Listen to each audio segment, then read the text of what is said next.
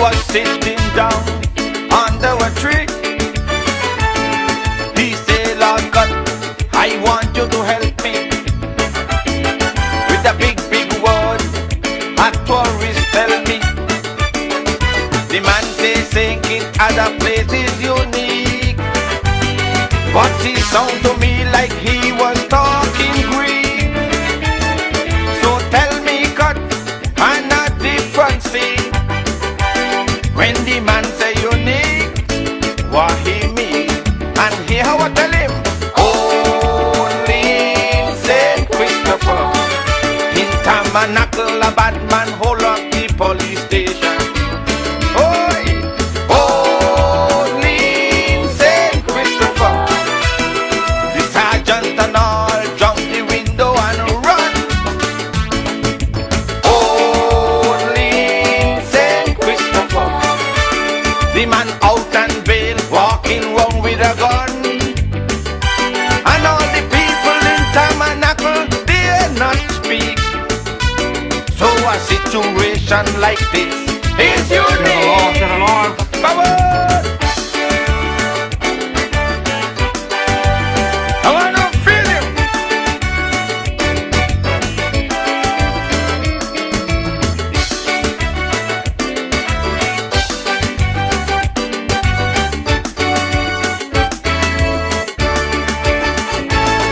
He say, Lord God, you should be a king.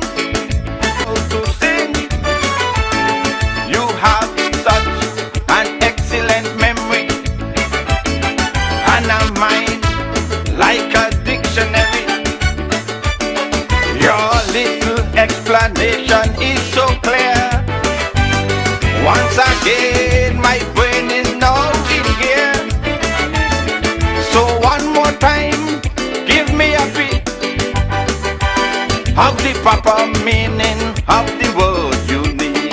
And here I tell him, only Saint Christopher. I just say how we disappointed with our age. Oh, and next judge we finding a killer guilty. Saint Christopher, if you will never get justice that you seek. So a legal system like this is unique.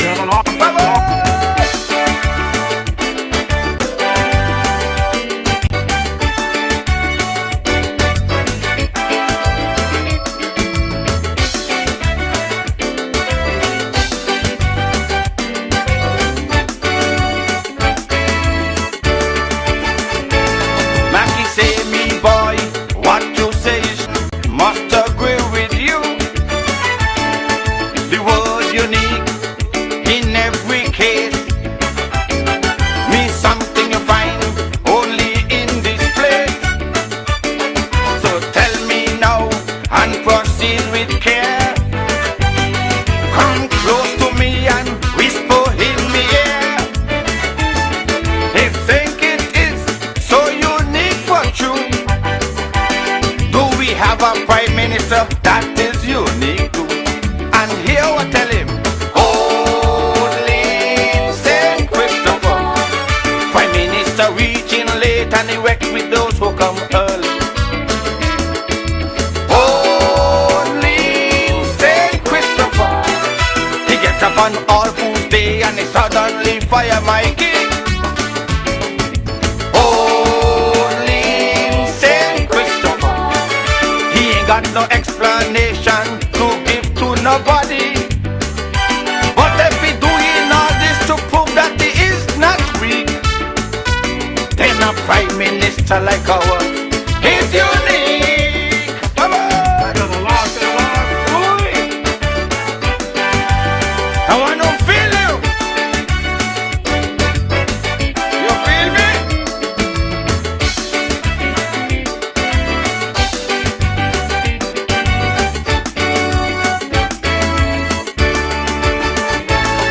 He say I should be in politics, that plenty things around here would get fixed. I say I think I am doing much more good to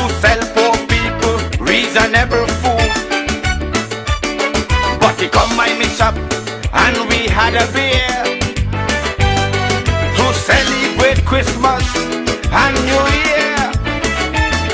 But it start up again, bout this word unique. So one more time I had to speak, and hear how I tell him. Only Saint Christopher, quarter pound of onion, campaigning day. Only Saint Christopher, the other fella definitely tipsy. Only Saint Christopher, plenty waiting for them anytime they're ready. And all the time this country sailing up the creek, that tourist fella was right. We unique. Bye-bye.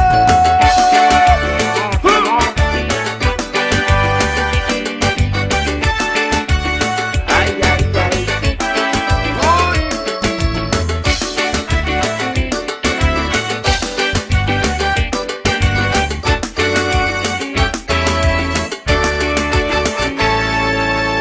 Sounds of the man, the mighty Cut, Lord Cut. St. Kitts Nevis is definitely unique. My good people, I'm DJ Marish, and I'm coming to you live and direct from my bunker this evening here in the Republic of St. Paul's. And it's a lovely Wednesday evening here in St. Paul's, St. Kitts. Well, we have a lot to talk about this evening, a great deal of stuff that to be discussed, lots of updates. But before we get into the updates, as usual, I know some of you might be first timers that just scrolling through the web and running to us. So for those first timers that are scrolling through the web and just running to us, let me give you a quick update of what this podcast is all about. Stand by. Wednesday evenings are heating up. Log on to DJ Marishall's Facebook Live broadcast every Wednesday evening from 6 to 8 p.m. It's a frank and candid exploration into the social, cultural, political, and economic issues affecting our federation. And just in case you missed it, you can also catch the broadcast on his YouTube channel, DJ Marishall. Subscribe to the channel on YouTube and smash that bell. You will be notified whenever he goes live. DJ Marishall, every Wednesday evening, Facebook 6 to 8 p.m. or thereafter on his YouTube channel, DJ Marishall. Log on.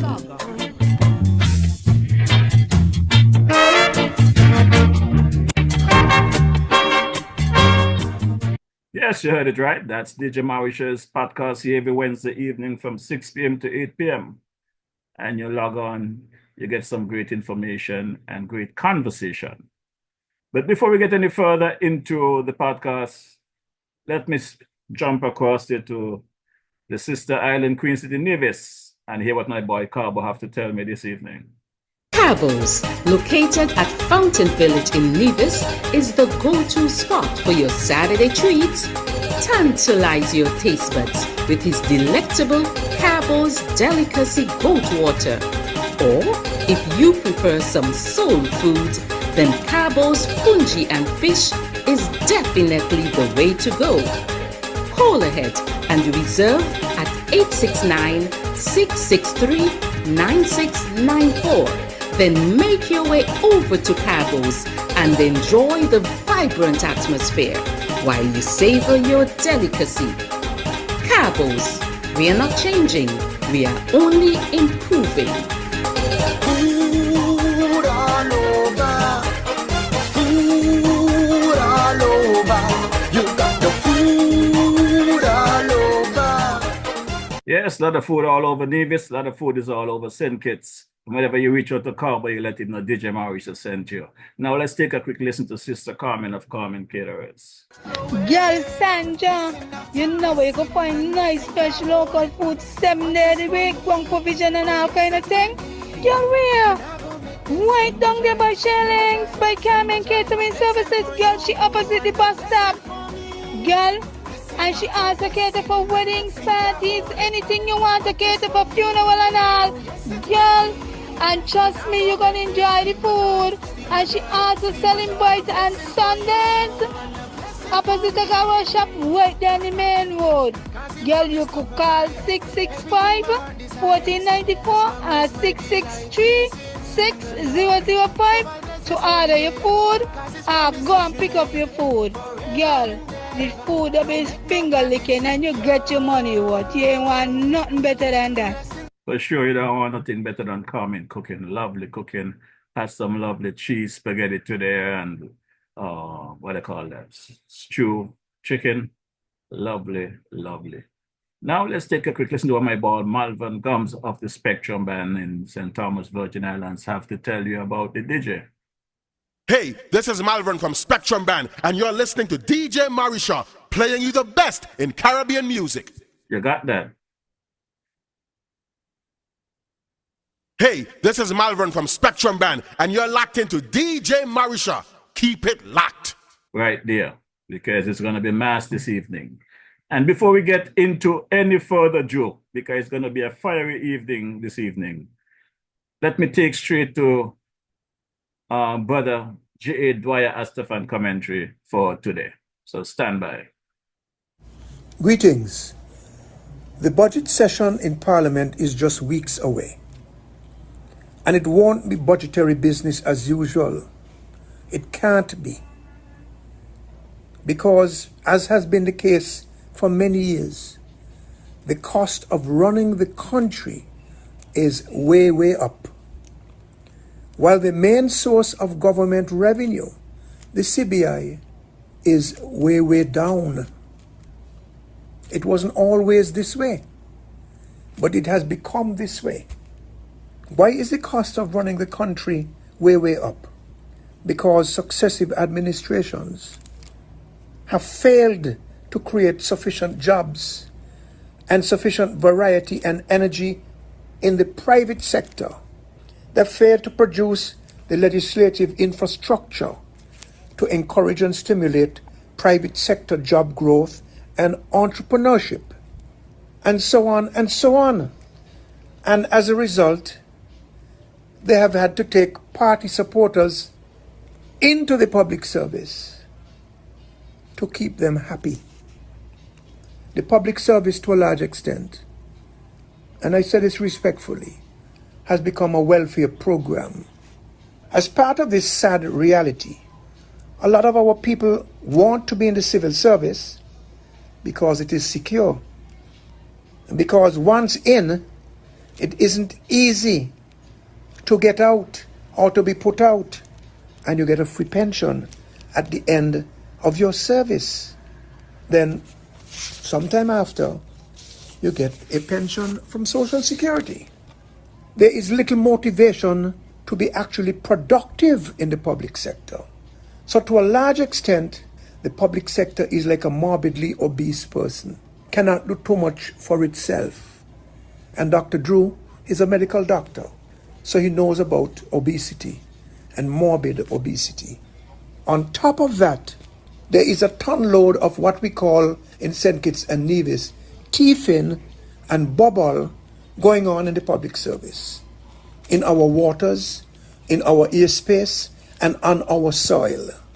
And people in both the public service and in the community are involved and benefiting handsomely.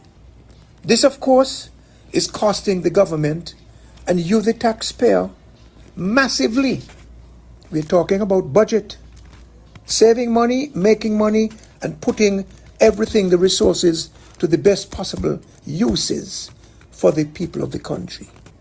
If the Drew administration are to boast that they are running the country efficiently and transparently, therefore, they must demonstrate their commitment to fixing these things, plugging these leaks, getting rid of the thieves and the bobolists and the lazy ones.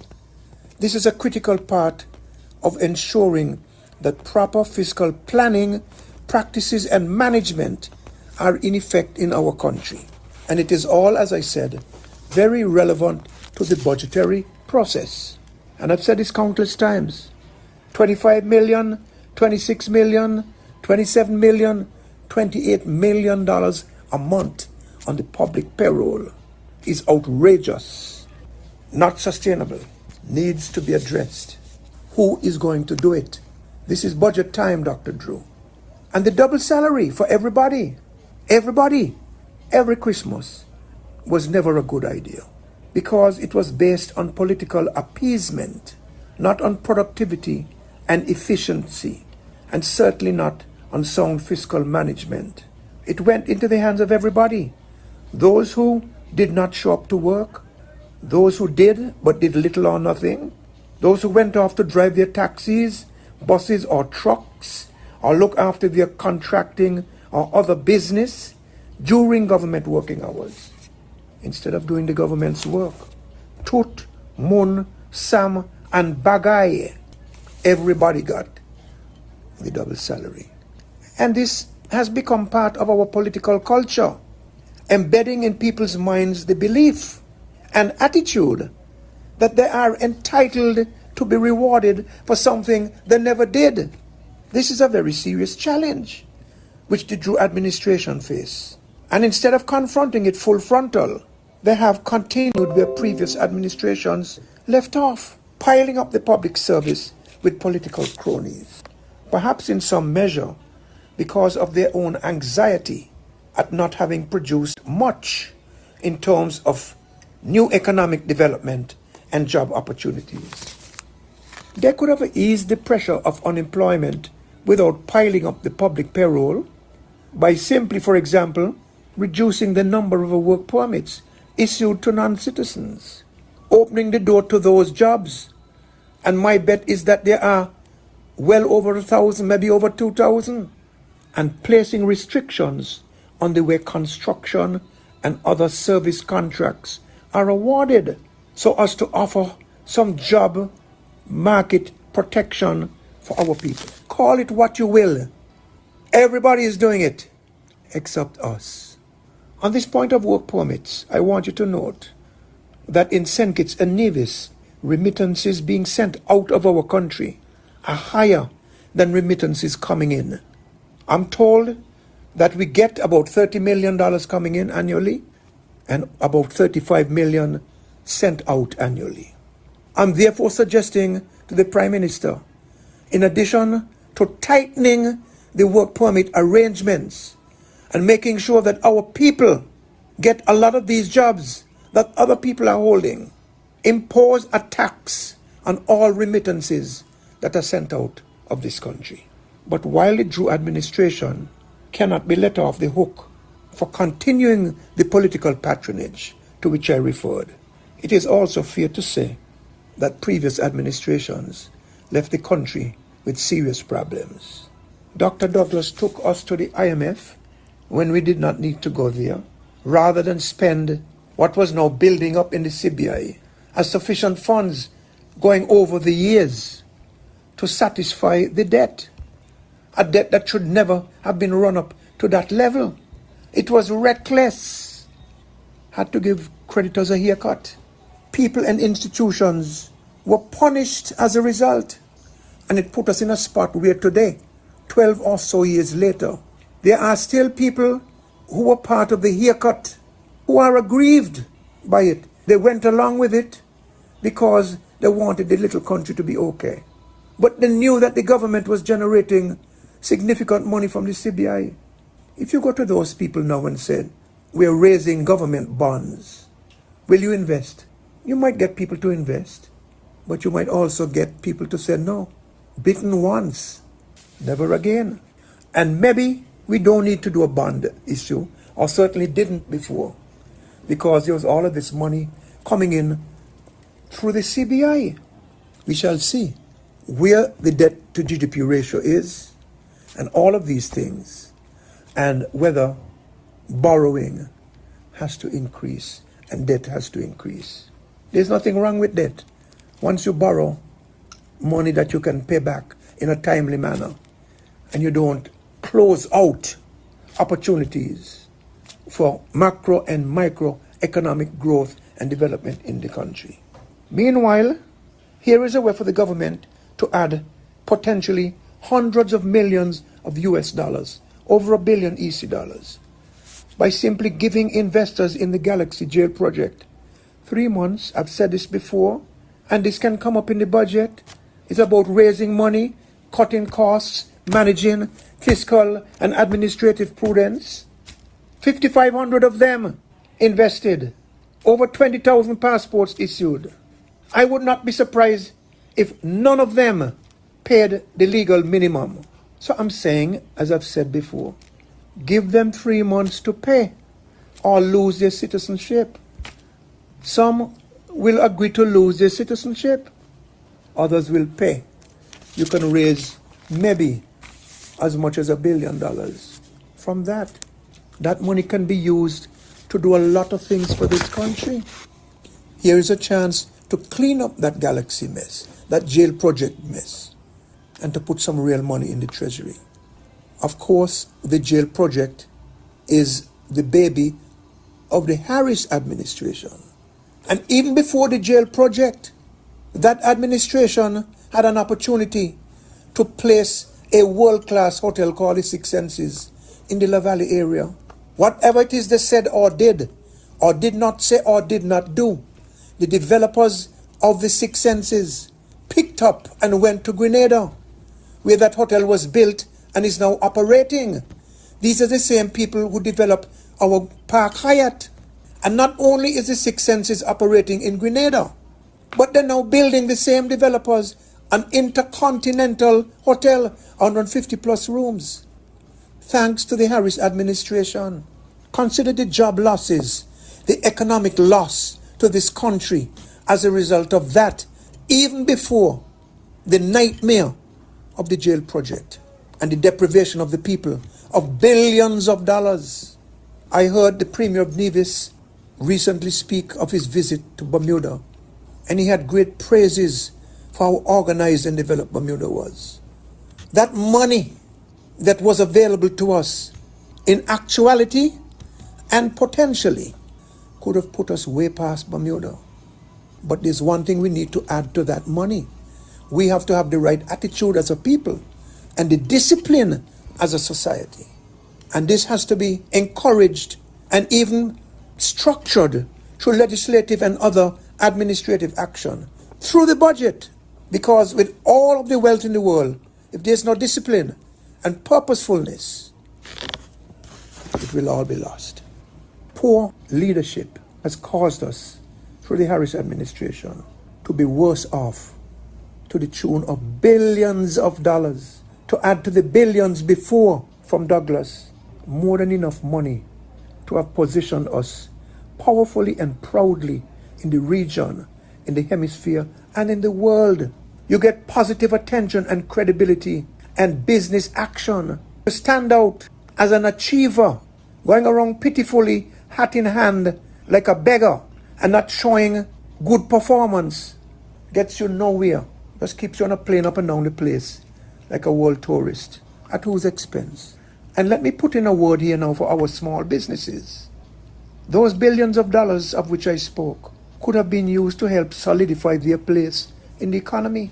Soft loans, reduced tariffs if you're below a certain threshold of business. I know one business owner, small business, she was complaining to me on the weekend. 59% tariff she pays.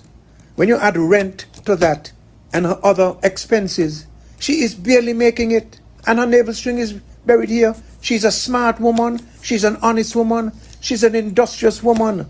And she is a local woman. You have to facilitate. They don't want to be spoon-fed. They don't want handouts. They want a hand up. This budget, although we do not have those billions of dollars, and potentially we can get some of that money back from the Galaxy project, as I told you. This budget has to embrace and nurture small business people in this country. Our people. We have good role models to look at from the past. Percy Libud, Ashton Amory, the gentleman Mr. Powell, who is very much present. Island Purified Water. Simo from Island Auto Supplies. Brand with bakeries. and a number of others, high achievers, sons and daughters of the soil. We need to encourage more. The government fiscal, administrative, legislative, and policy machinery must be structured accordingly to empower our people. Put some money in the development bank and the national bank for them to get soft loans. Put price control on necessities, including rent. Landlords are killing people, and there seems to be no recourse. Price control is not being observed in the food sector. Lower the cost of living. Recalculate the VAT. I've said this time and time and again. You're paying VAT on duty and on custom service charge rather than on the landed charge. And the duty and the custom service charge are calculated, and this is totally arbitrary. Globally acceptable as it is, I find it offensive and inflationary. Why charge the duty and the other tariffs on the landed charge? Why can't you charge it, calculate it on the charge at the port of origin? So the cost will be less to the consumers. If you give the consumers more breathing space and you leave more money in their hand, they're going to spend a lot of it and stimulate the economy. And so while the government up front might think it's not collecting enough, it will end up collecting more and improve the collection machinery, make it more efficient, and get rid of corruption. Corruption can consume 10, 15, 20, maybe even 30% of your expenditure. I want to hear about these things in the budget. Dr. Drew cannot present an easy budget. It's going to be painful, if only because we have become very indisciplined and very entitled and believe that we must be rewarded for nothing or for not enough. And we must put a stop to that. His budget cannot be an easy budget for him to deliver or for us to receive.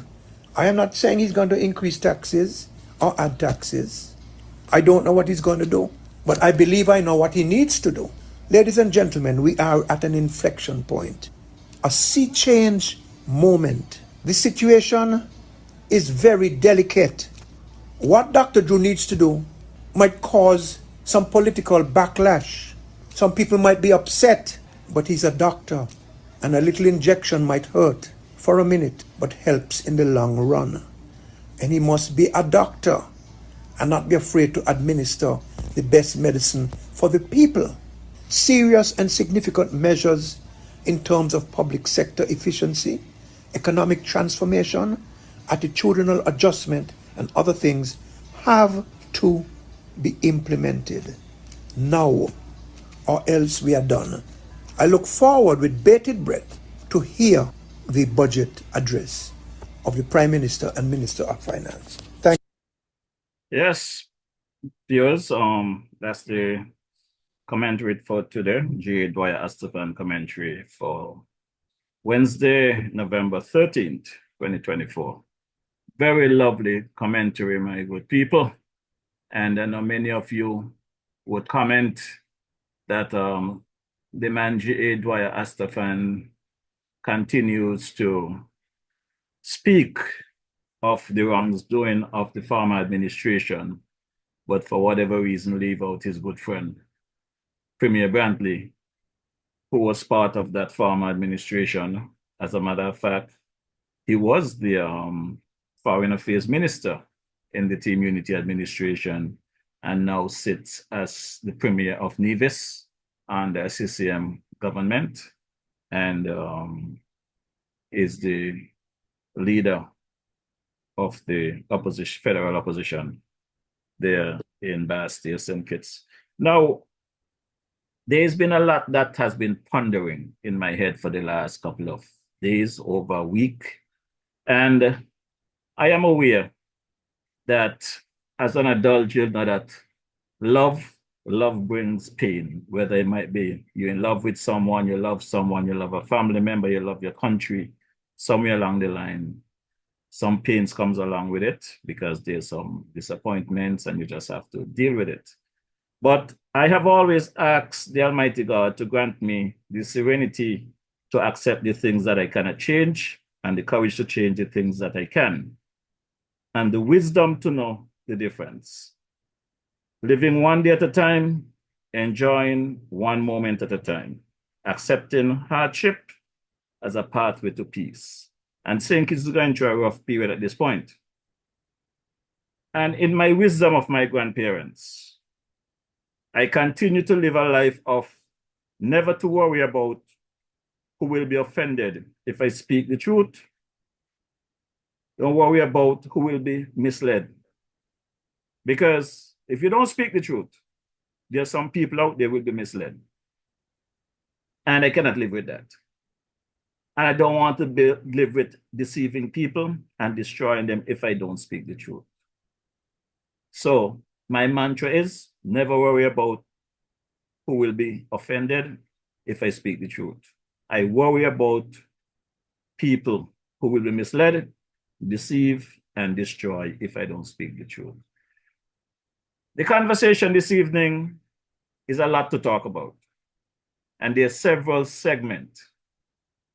But after an experience last evening, I'm going to go straight in the more recent situation. And this recent situation sent me back a few weeks. Because I'm speaking about Sister Nell Duncan and her missing son from the JNF hospital yesterday at some point. I came in last evening, took my shower, fell asleep, got a phone call sometime in the night, woke up, and killing time, I went and scrolled on social media and saw this video where Sister Nell is at the JNF trying to have a conversation with the nurses. Police is involved. I said 2 police officers was there. And my good people, we, Kittitian and Division, we are special, very special people. I have asked time and time again, where is the care? Where is the love that I know we had back in the 70s growing up, the 70s and 80s? Where is the looking out for each other? Where is the concern? We have these actors that campaign to do a better job than the previous administration. They campaigned about good governance, freedom of information, integrity in public life, and the 9 yards. Everything was sounding great because of what we were dealing with during that 7.5 years of a team unity administration. You would accept anything other than that. But times have changed. And what Nell and her family has experienced over the past 24 hours, this should have never happened. Because my good people, what happened to Nell is something that happened just about 102 days ago. Listen to the numbers. 102 days ago, a very good friend of mine, Cons Edwards, aka Lord Black, aka the Buffalo Soldier, went missing from a nursing home in Sadlers. Today is actually 103 days since the Buffalo Soldier went missing. 103 days. 95 days since he was found. He went missing on the 1st of August. Do the calculation, 2024. He was found on August 9th. With much support from yours truly. It has been 83 days since his funeral. The funeral was on August 21st. Check it, my good people. This young man, DJ Marisha, has written to the acting PS of health about the situation that I experienced with a family member in that home. my experience with cans went missing and what need to be done with that home. And by extension,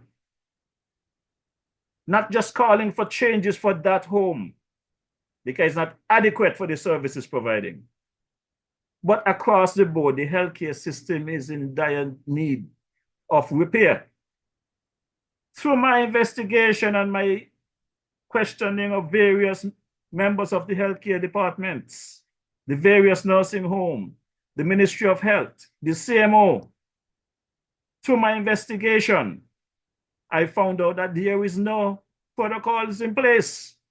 There's no policies in place for these situations. So my letter to the PS and 2 other letters went to the PS that I'm sure of, that was delivered to the Department of Health. There's emails and those and those letters. More than 9 weeks ago, those letters was written.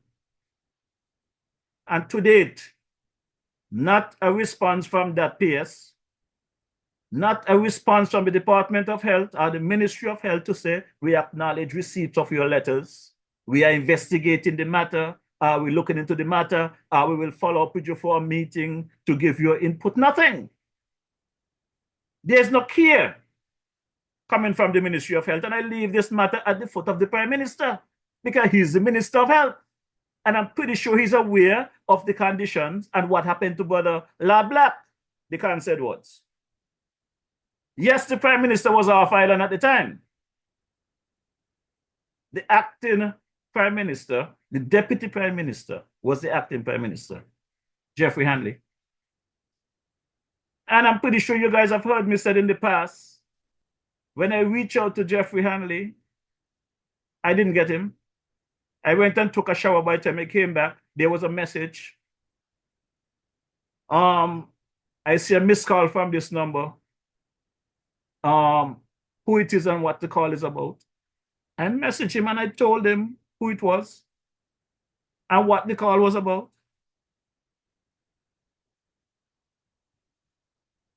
Jeffrey Hanley never responded. As I sit here tonight, he still have not responded. We're talking about the 8th of August. We're in November. I happened to run into him on the 8th of August in Newtown. And I challenged him. I said, God really know to put me in places where when you guys running from me, I find you all. Mr. Marisha, what this is about, what the call was about. I said it's about Cancer Edwards. When I said about Cancer, he said, oh, I was traveling. I just came back in last night and heard that he went missing. And I believe it was a lie. It's bullshit. Because I'm pretty sure Brother Jeffrey Hanley stay in touch with his fellow cabinet members. So I take it as a lie. And even though I spoke to Jeffrey, the next time I saw Jeffrey was at Khan's funeral, you know. When I got up to do my tribute, I realized him and Douglas sitting in the back of me in the church. And just because of the respect I had to show Khan's and his family, I was about to blast his ass, you know. But I caught myself and I retract. When I saw Jeffrey at Springfield with a wreath resting on Khan's head, the tomb and the headstone, again, when he walked away, I went and I said to Jeffrey, we need to speak. He said, no. I said, I just want to remind you that we need to speak. He said, we not. Still have not heard from Jeffrey. And these guys, they believe they're so smart and their brain is so big. The problem I have with these politicians of today, I am of the view that some of them in their minds, they don't really believe that they're lying to you. They believe they're telling you the truth. So that is where the problem lies. They cannot change because it's such a habit of them lying. They think they're telling the truth. I got a partner from Jamaica, one of my domino players for my team, named Derek. I remember not too long ago, we was in the Gaza playing domino and talking, and Derek was about to give me a good story. And when he caught himself and realized the lie he was telling, and I was onto him, he laughed. He said, DJ, you know, when I was living in Jamaica as a little boy, I tell so much lies that I start believing the lies them myself. I said, Derek, not when you was a little boy in Jamaica now. You're still telling the lies them today. You lie like us. And we laugh it off. So I am convinced that these politicians, they believe in their lies. And why I'm even so much concerned, I had a situation with my passport under the team unit administration. The good Prime Minister and Mr. Petty, they recalled my passport for the missing field of the date of place of birth that they had there and whatever. And though they were supposed to replace the passport fee, of course, they tried to make me pay for it. And on principle, the $250 wasn't a big deal, but on principle, I decided no. And I had a conversation with the then cabinet minister, Josephine. And I comment about how this politician lies. And Josephine said to me, hey, Marisha, but you don't know that's what a politician does? You're that naive that you don't know a politician, that's all they do, they lie. And this was the cabinet minister, the cabinet secretary telling me this thing. And it still did not sink in until now. I'm going back to Canson, I'm going back to Nell, you know. But I'm going down this road because I want to make you people understand the kind of politicians we have today. I got a call from the gentleman who owned Alfredo's restaurant over there and the Newtown Bay Road. The issue was about the drain backing up every time rainfall, and he cannot get his business up and running properly because people have to walk in water and they're not going to come into the place. And over the past 2 weeks, I've been going back and forth. They're checking. I think last week and the week before, I spoke about having some pictures, but I'm going to hold off on posting those pictures. I'm going to give the representative of the area, which is Jeffrey Hanley, and the Minister of Works, which is Congress Maynard, the opportunity to go and speak to the gentleman. And I've been checking back and forth, not seeing any movement. But on Tuesday, when I went there, I see Public Works was in action. Public Works was digging up the sidewalk, and I saw Jeffrey on his phone. So I said, okay, I feel good that something is being done and they're paying attention. I went and I parked my vehicle and I waited for him to get off his phone.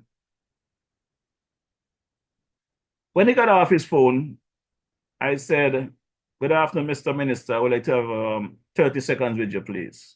He was walking away from me, you know. And this is the kind of disrespect these politicians, when they want to be elected, they come and they beg you for vote, they run on your phone. But when they're elected, they're very disrespectful and have no regards for the citizens. He's walking, going up towards the fire station away from me. And when I called for his attention, he stand with his back turned to me and just turned his head and said, yes, what you want. And I tried to explain to him my observation and what I said last week on my podcast. And he started at me, telling me he don't need me to tell him what is going on there because he have lunch at this place every day.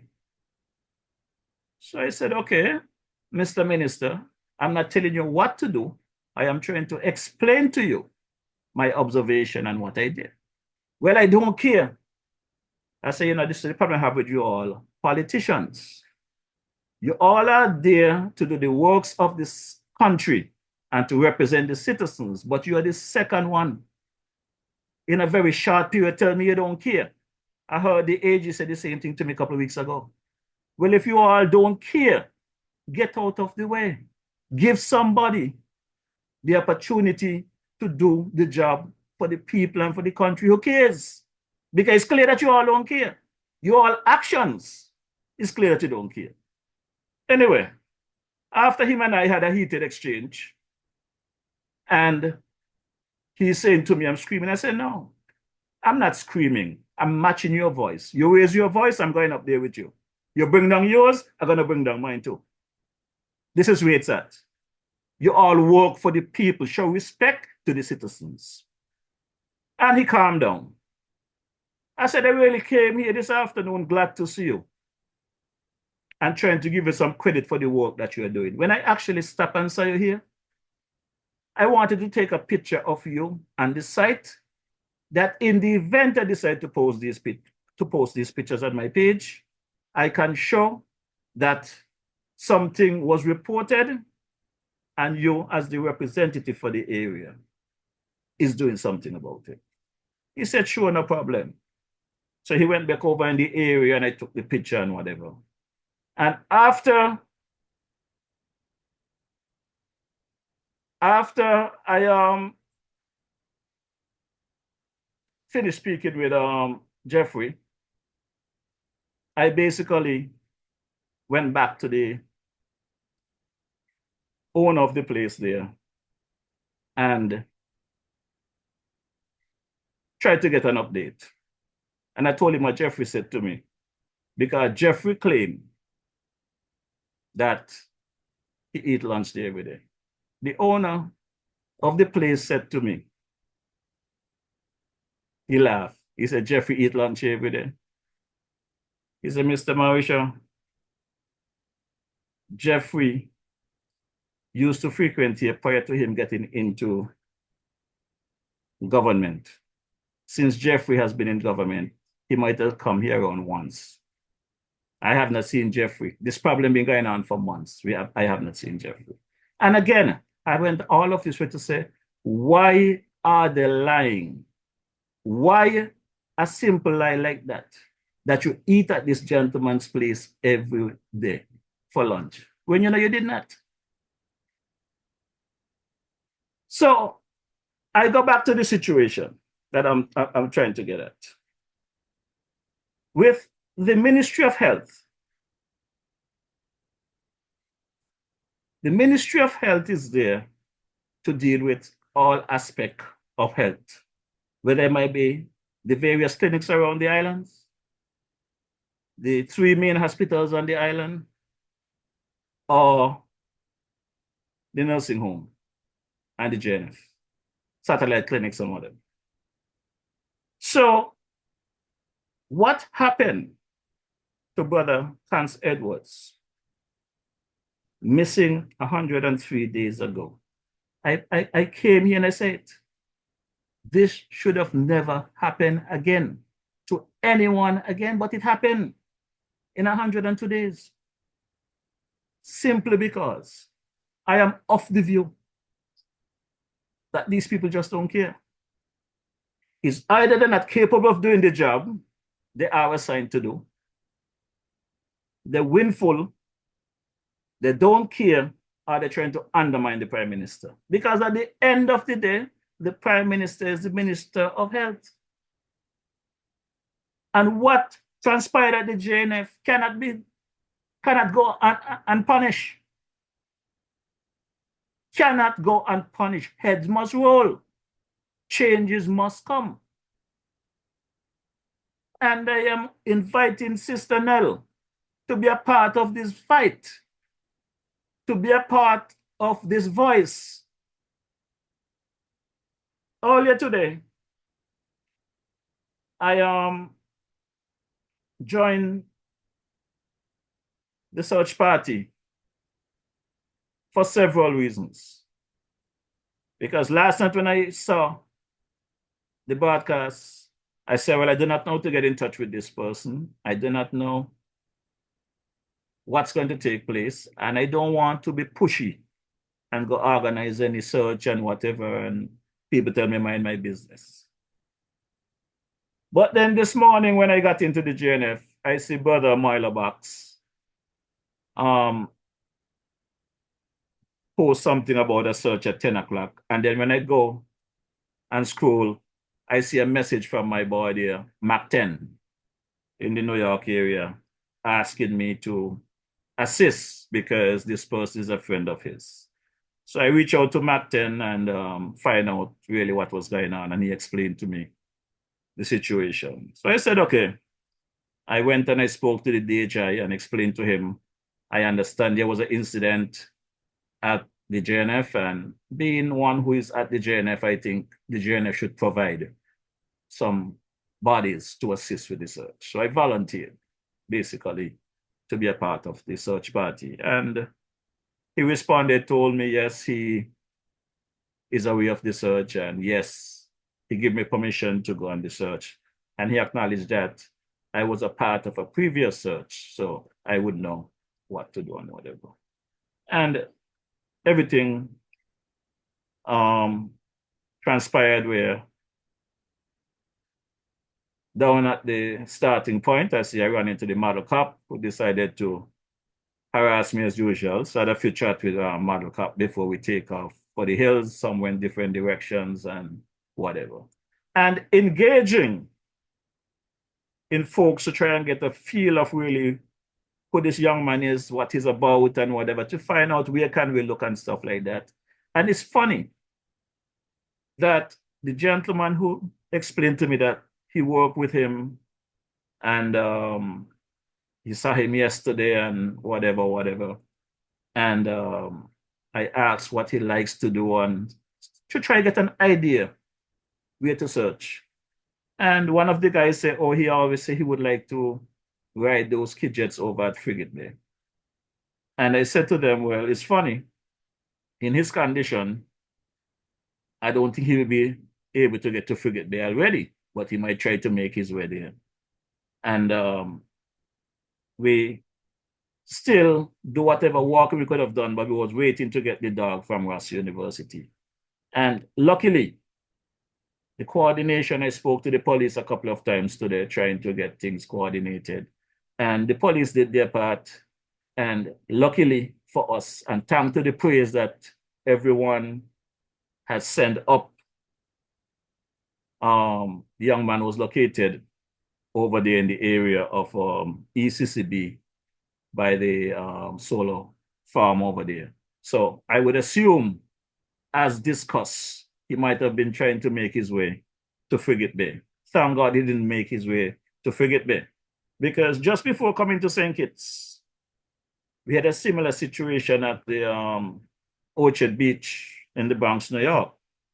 Doing my stint with the NYPD, while over there doing our surveillance, a mother came and asked for assistance that her son is missing and he has some disability, and those type of disability, they always go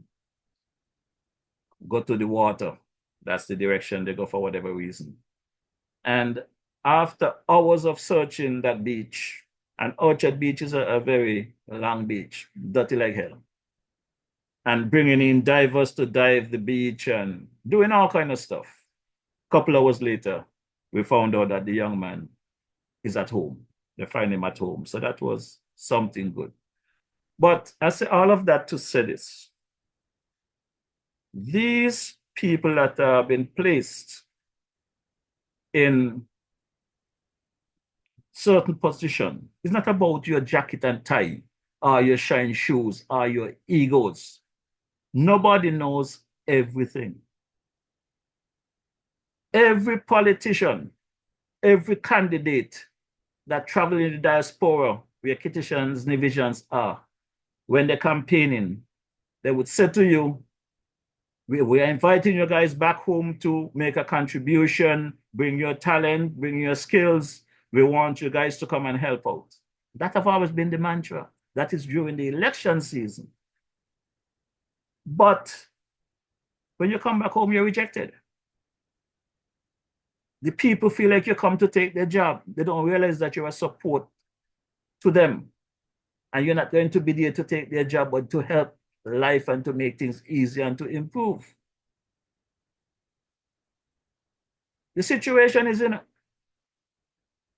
and I will say it again, what transpired yesterday at the JNF and following what transpired at the JNF, the way it was handled is mediocre. It's unacceptable. How could someone be missing from the hospital, the main hospital? I would guess about 2, 3, 4 o'clock in the afternoon, whatever time they went missing.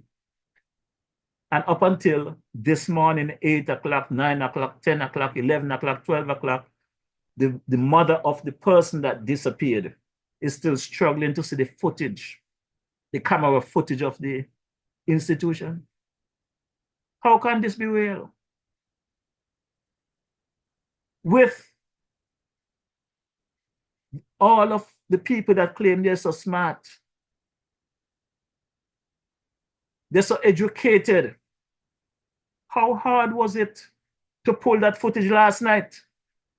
How hard was it for the police to send in their forces, the fire brigade, the defense force, the NEMA, whatever it takes, calling people like DJ Marisha last night or yesterday afternoon and find this young man? How hard was that to do? To bring in the drones last evening? Why had to wait until overnight and next day? I am calling on the powers that be. That it's time for us to put protocols in place, policy in place across the island, across the spectrum for these healthcare places, whether it's the nursing home, the daycare, the clinics, or what. I have policies that I have there to present. Nobody seems to want to read them or to look at them. They told me to wait until we have a retreat. They're going to put a retreat together and I can present my policies. You don't need a retreat to put policies in place. This is serious time. This is serious matters. And who don't like it? Tough. But if I cannot speak to you all softly, when I reach out to you all, we're going to speak loud in public. I feel the pain of the Edwards family daily, nightly as I lie here in my bed and relax on my lonesome and reflect. Those 9 nights that Brother Edwards had to go through, the rain and the lightning and the thunder, because that's what we had in those periods. And then where we found him in the Hill Saddlers Mountain. And still today, that place up there is still operating like nothing happened. Nobody is held accountable. The police is still investigating. The Ministry of Health don't have the decency to reach out to myself or the family. No empathy, no courtesy. My good people of St. Kitts and Nevis, as I said some time ago, 93 days ago, it was Kantz who was found. 195 days, as a matter of fact, he was found. But 103 days ago, he was lost. I said it shouldn't happen to another family. Should never happen again. Well, it happened again. 102 days to be exact, it happened again. I am asking you, ministers of government, opposition alike, and you podcast folks out there, social media gurus, I am asking you all, are we going to stay quiet and have this happen to another family? Are we going to stand up and call out the ministers of government, opposition, and everybody to stand up in parliament and put the necessary laws in place for the health system? That's the question I want to ask this evening. Because guess what? I have listened to pop-up meetings with the People's Action Movement last week. I have listened to several talk shows. The patch-up fella there, my good friend, Ian Patches Liebert. I hear him reading some email some night ago there with my name in it. But they're not talking about the situation with Cons Edwards. I don't know if Nell Duncan's son's situation will change the conversation. But I know the system needs to change. The system needs to change. And if Prime Minister Joe is not strong enough to make the decision and shuffle these people, I've said it to him personally. I've said it to him, and I'm going to say it publicly. I said, my observation are some people are either not capable of doing the job that they are placed there to do. They does not understand it. They don't have the ability to do it. They don't care. Or they're trying to undermine you. Either way, none of it's going to look good, because at the end of the day, you are the one. You are the head. You are the Minister of Health. I have the experience with the DHI, Dr. Morton. Very nice guy. Very workable guy. Doing his best with what he has. The director of operation, the new manager of operations, they're trying their best with what they have. But their style of management does not work for this kind of time.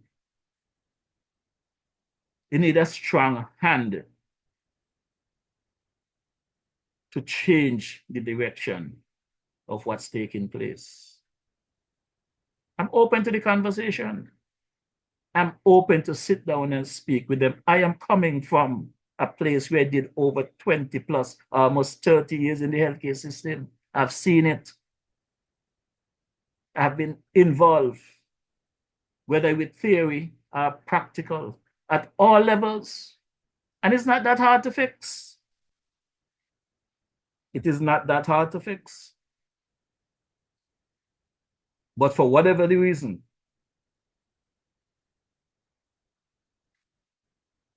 it appears like an impossible journey. My good partner there sing a song some days ago, you know. My good partner there, Kurt Allen, sing a song some time ago. They're too smart. Some of them is definitely too smart. And I'm going to drop this track with the man, Kurt Allen, and I'm going to come back and continue with my conversation. So take a quick listen, my online viewers.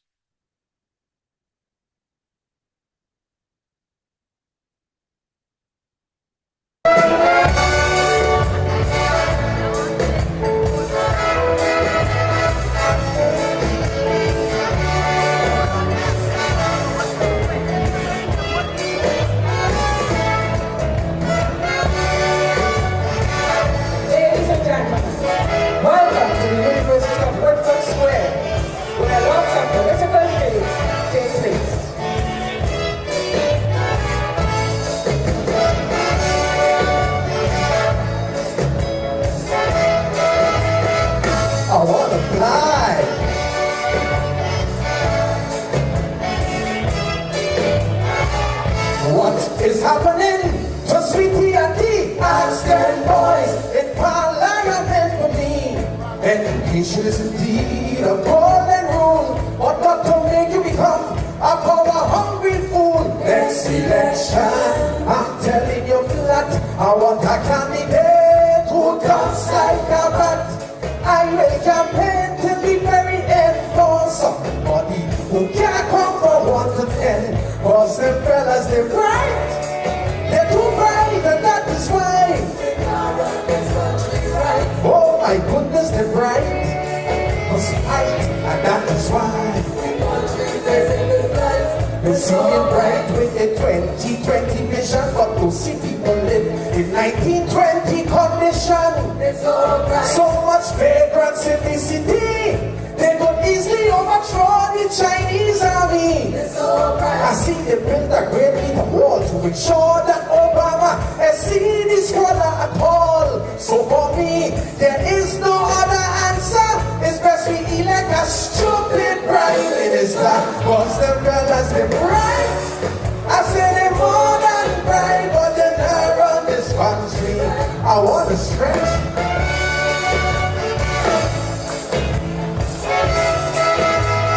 Sing it out loud.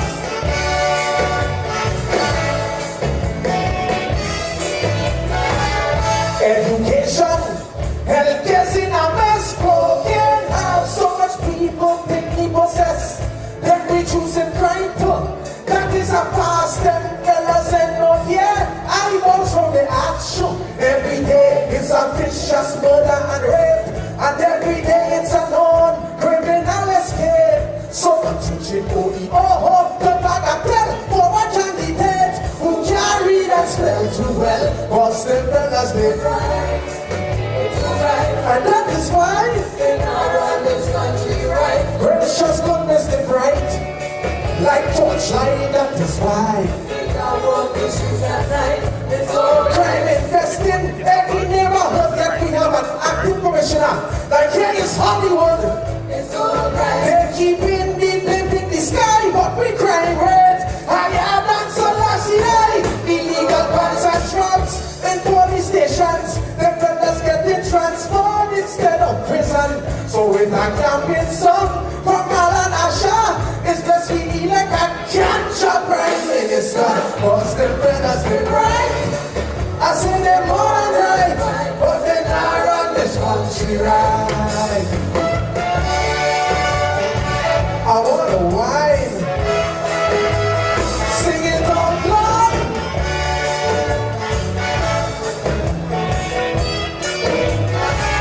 All you used to say, Chambers was done, see his family deserves a public apology. Check these politicians now.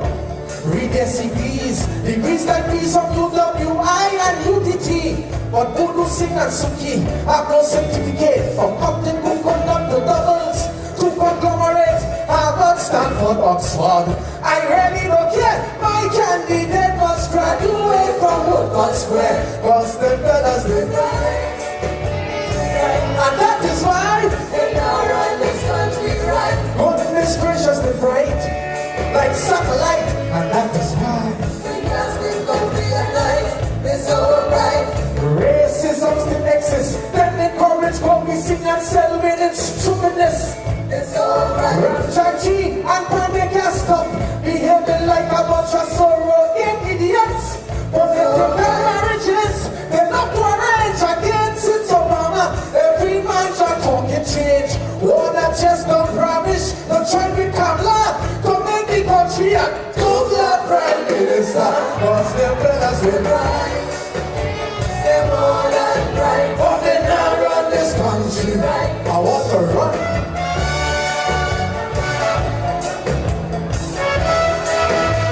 Sing it out loud.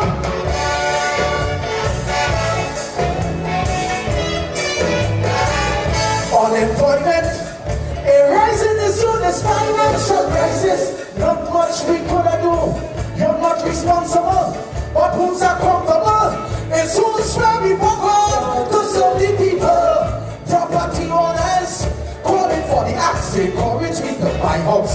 Now what kill me with tax? What was the airport scandal? Now it's Unicop, UMC, all of them in the same pot. Cause them fellas they right, it's alright, and that is why they now run this country right. Precious goodness they bright, for spite, and that is why the country it's alright, it's alright. They host $1 billion summit, some people have no water or no toilets to spit. Some children have no lunch to put in their bag. $2 million they spend in a flag, but the fellas want to run the racket. Why they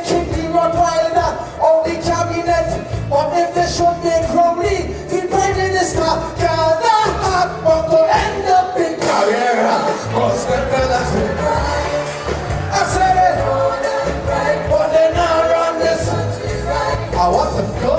I want to smile. Oh, I got to go. Sing it out loud.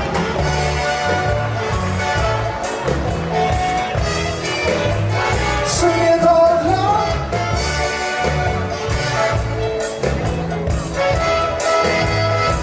I want to fly.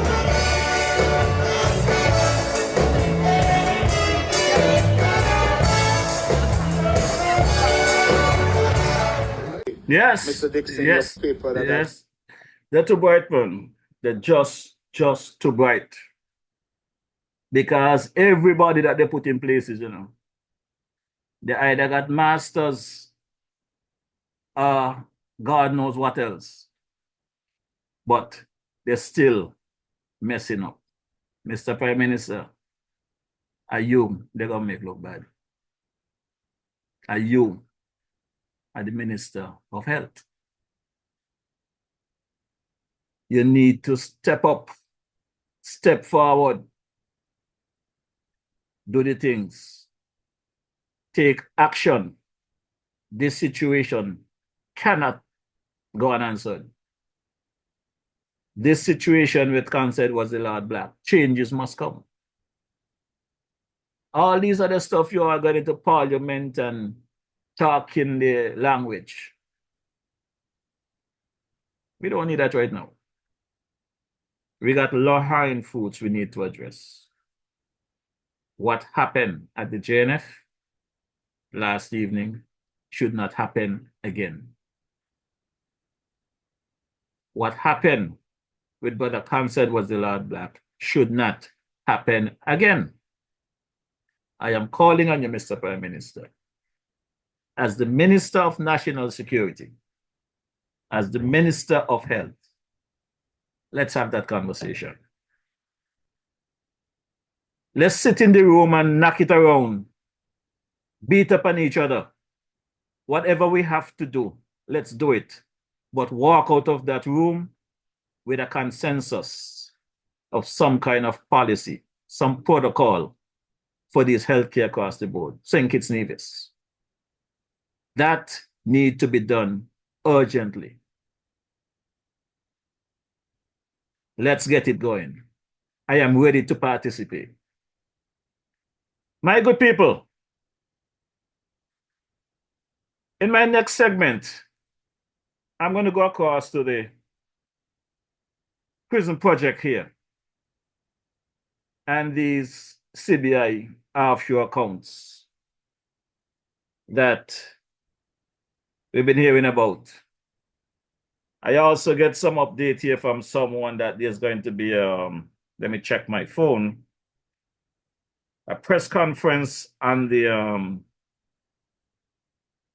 I think is, what is it, the 18th?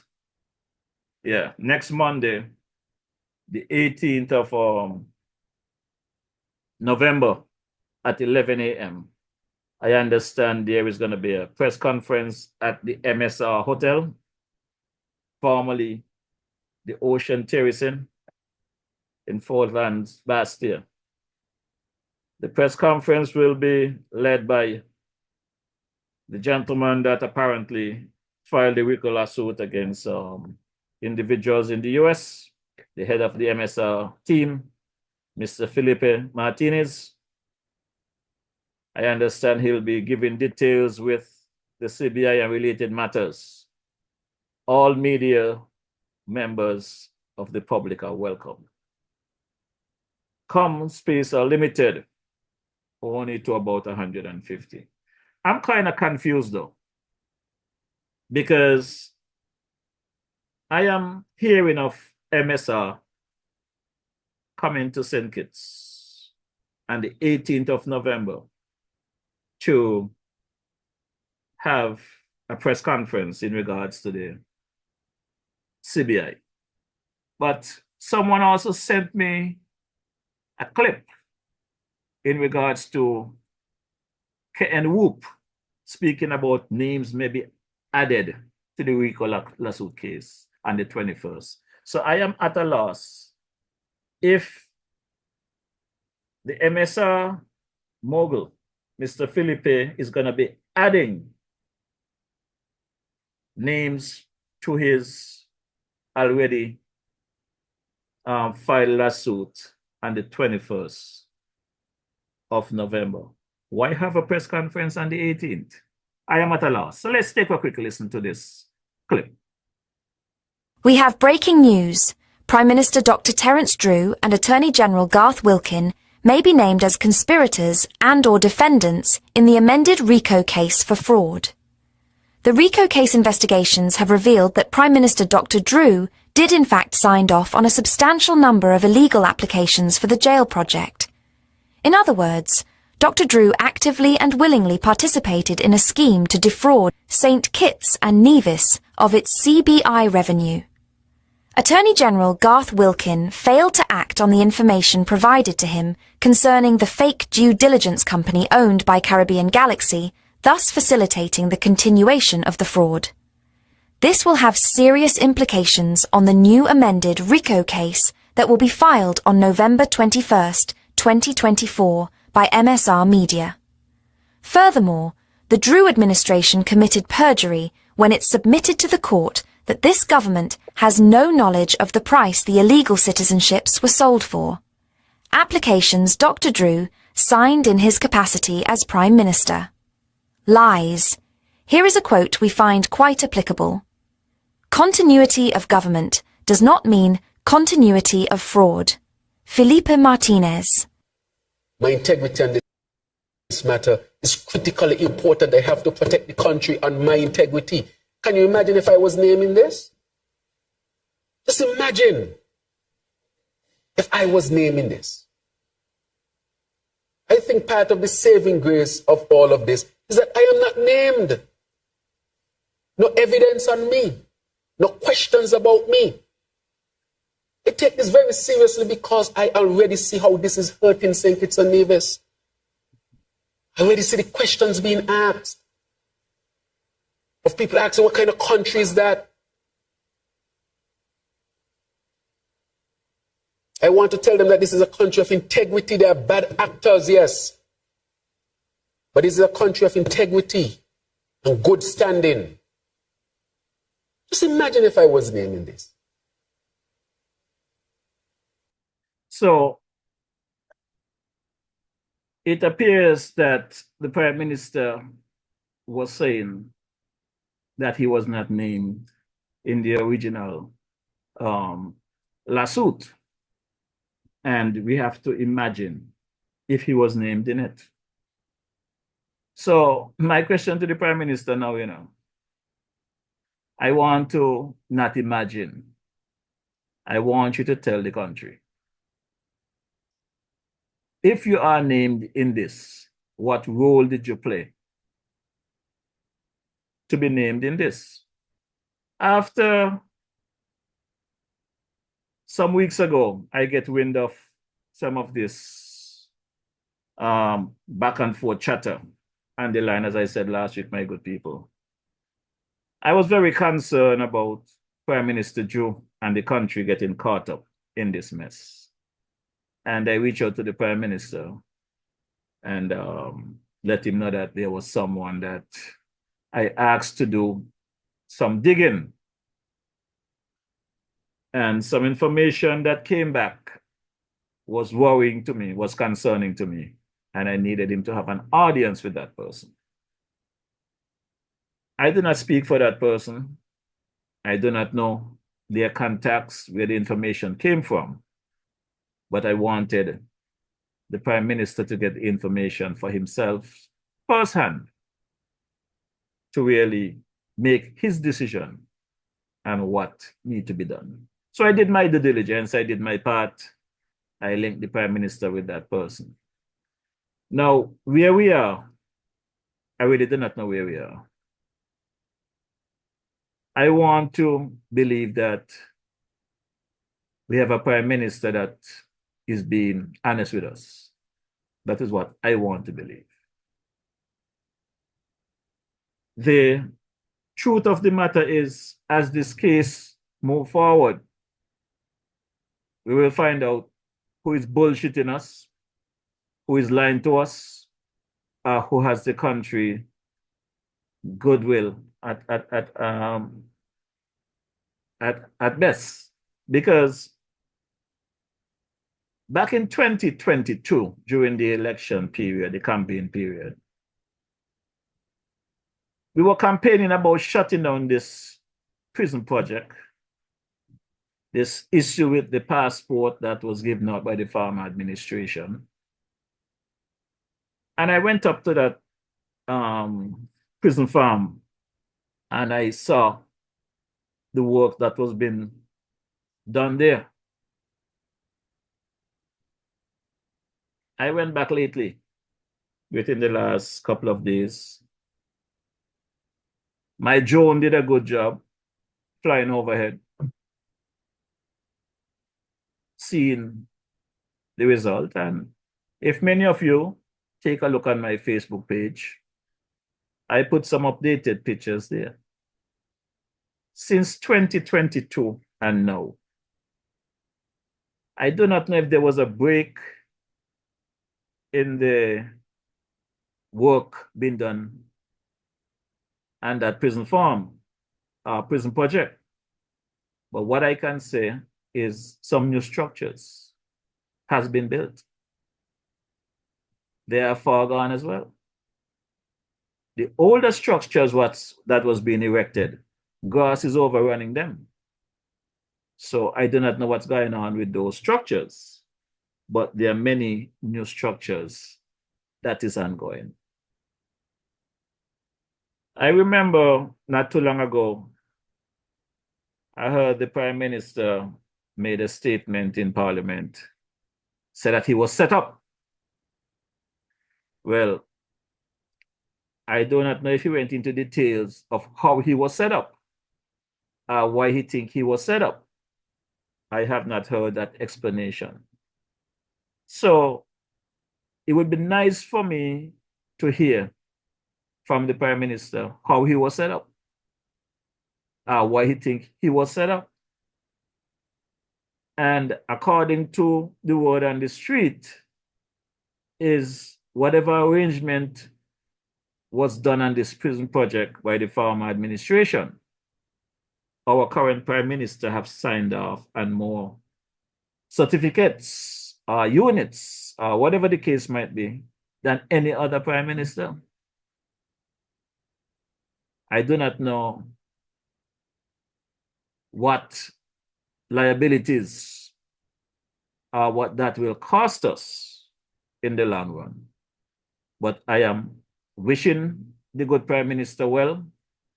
I am hoping that the Prime Minister and his cabinet has done as they said they will do. Follow the good governance agenda. Because from where I am sitting, it doesn't look good. Doesn't smell good. And as I said earlier, when you love someone or you love a country, for whatever reason, it always brings pain. And the question is, love should be something that is a happy feeling. But the constant pain that we feel in this country on a daily basis is why government after government, the citizen has to pay this price. The country has to pay this price. This VAT situation, this 17% VAT that was implemented under the former Labour administration, we was told because of monies owed to the IMF. Well, if the money was owed to the IMF, and that is how the VAT came into play. And according to Dwyer's commentary, according to the former Prime Minister, there was enough money in the account to pay off the IMF. Why wasn't the IMF paid off and ease the people of that burden? And again, and these are just questions, the former Prime Minister said that under his watch, the IMF was paid off in full. So if the IMF was paid off in full, why still that 17% VAT is added onto everything, killing the poor people?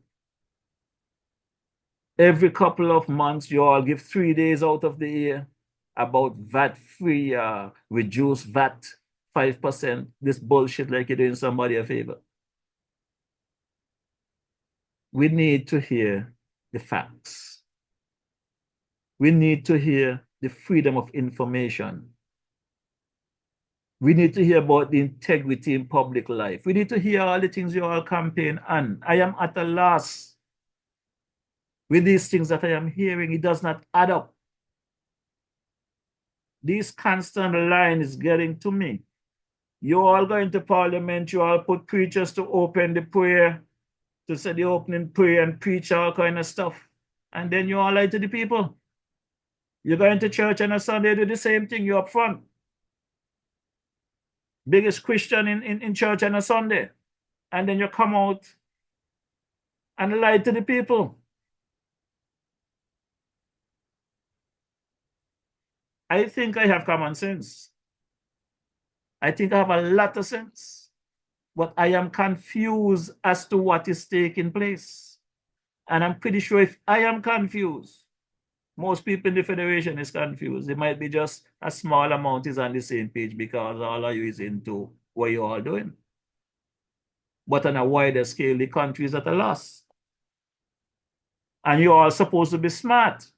So since you all are so smart, come to the people. Talk to the people.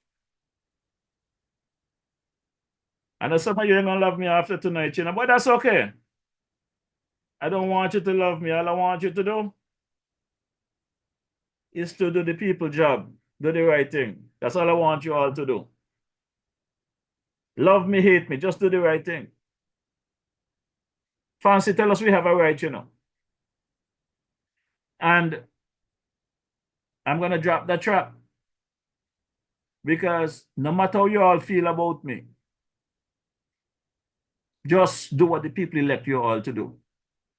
Just do the job that the people elect you all to do. I welcome the hate. No problem. So I'm going to say I'm cussing government. No, I'm not cussing the government. I'm trying to have a conversation where everybody can have a say because they're paying the taxes. We are feeling the squeeze. The people feeling the squeeze. Some people, when they come to me and say certain things, and I said to them, listen, the reality is the government has done a lot since they got into office. Many things has been put in place, but the low-hanging fruits, putting money, putting food on people's table, the little scraps that people is asking for, they're not getting it. So the cussing and the hard word and the complaints that you're hearing from the communities is right. It plays right. It's a fact. I have seen people struggle. I have been helping out because I want to see the government does well. I want to see the Prime Minister do well. I've taken personal monies and do things to make sure people get help and hope that the powers that be could understand that these simple things can go a long way. While they want millions in the account and hundreds of thousands in the account, the average man only wanted $200, $500 a week, and they could make out with that. So don't tell me about you can't do this and you can't do that, but then millions gone missing in bank account overseas. Bank in the Middle East, bank account in the US, bank account God knows where, but the poor man can't get a little help. So, like Francis say, changing of government doesn't mean that things will change. So let's take a quick listen.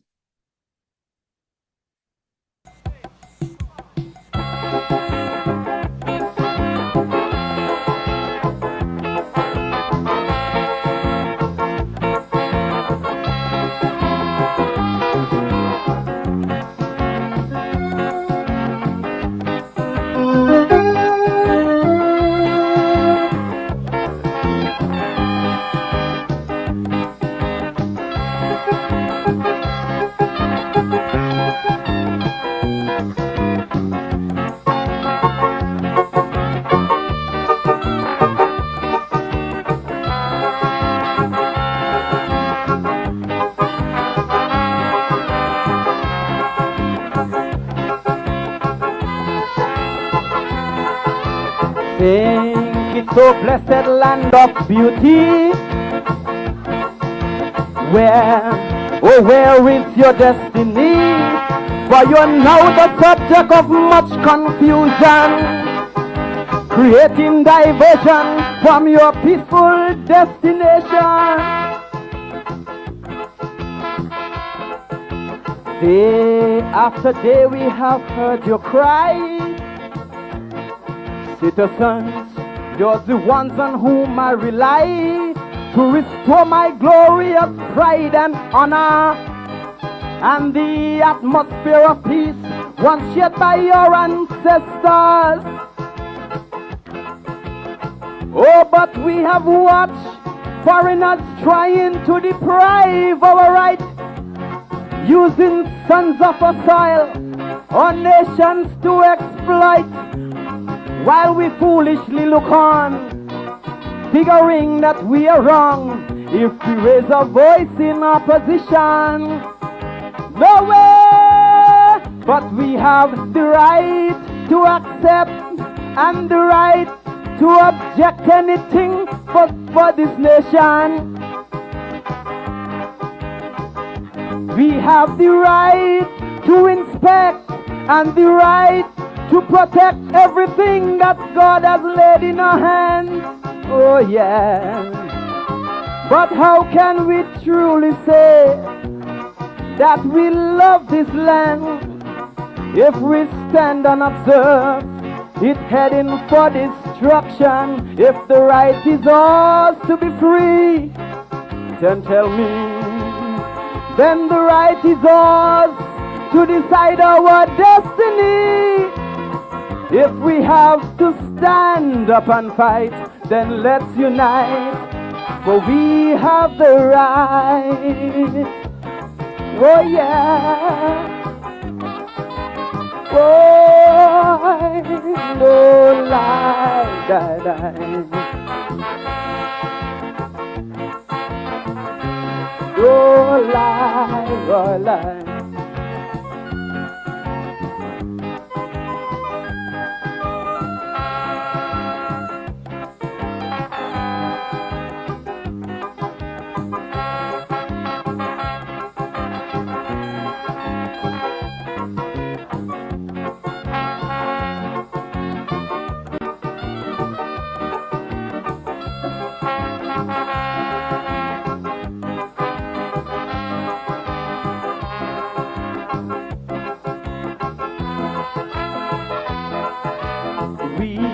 Have the right to criticize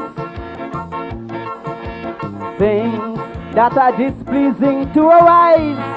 For when such things happen and we don't at all, how could we expect situations to become any better? Well now, if our leaders are accused of corruption, bringing joys to the rich people of this land, while the poor continue to scrunch and suffer. Citizens, this means our silence must reign no longer. If we close our eyes and our ears and pretend to be mute, keep on living in fear of facing the truth, we should hang our heads in shame, for then you know we are to blame. for sending a nation down the drain. Whoa! We have the right to accept and object anything pertaining to this nation. Tell me. We have the right to inspect and the right to protect everything that God has laid in our hands. Oh yes. For how can we truly say that we love this land if we stand and observe it heading for destruction? If the right is ours to be free, then tell me where the right is ours to decide our destiny. If it means that we have to fight, then let's unite and stand for our right. Oh, yo.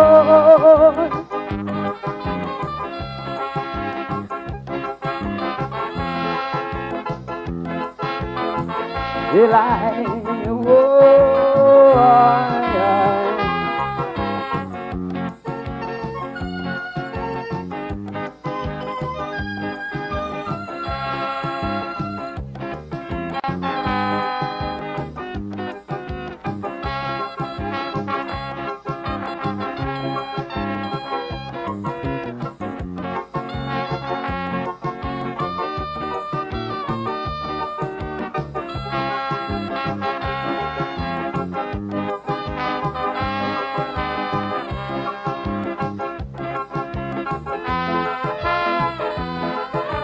Why should we as Calypsonians have to face victimization when we think of things happening in this island that affects the populace and our national progression? How when we sing to entertain, we are applauded and given good name, but as soon as we sing of this nation dissolution, it affects the populace and it causes much contention.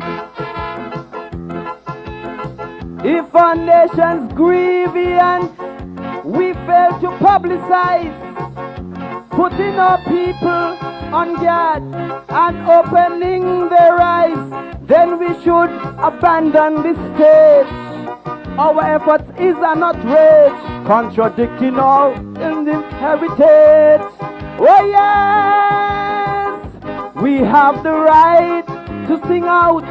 Let our voices ring out to educate this nation. We have the right to be heard. Every verse, every word on a national radio station. Oh yes, not in condemnation, but issuing advice, hoping to bring this land back to paradise. Look, we have the right to be free. Oh yes, to work and secure our dignity. Citizens, if we have to fight, then let's unite and stand for our right. Whoa!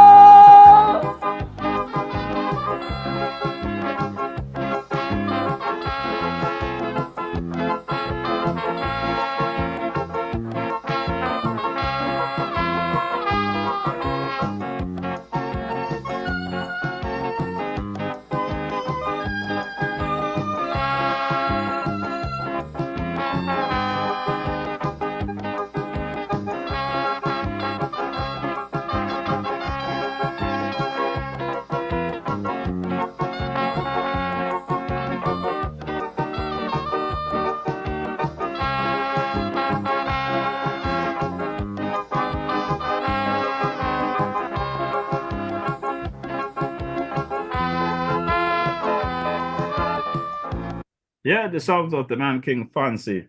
And we have a right to ask any question we want, but you have to ask the question to the right people. A good friend of mine yesterday went under my post that I update about the prison farm up there. And he says, question Mr. Marisha, who is supervising the construction work and who is representing the St. Kitts and Nevis government interests on the site? The developer cannot be any of those disciplines. Now, the person that sent me those questions, according to the former prime minister, this person is the individual that was the architect that drew the plans for that prison. So I would want to believe that common sense should tell anyone, whether you're building your private home, a government building, or whatever, the architect that draws the plans for that property or that project should always be a go-to person to be a part of the management team of that project. They know what they put on paper, they know what should be done in the ground. So it appears to me, by getting that question from the architect, according to the former prime minister who drew the prison plan, he's not involved in the day-to-day operation of that prison. So my question to Prime Minister Joe, Minister of National Security, who are the individuals that representing the government, the country, the Federation of St. Kitts and Nevis, and that prison project? Because it's clear that that project is going full speed ahead.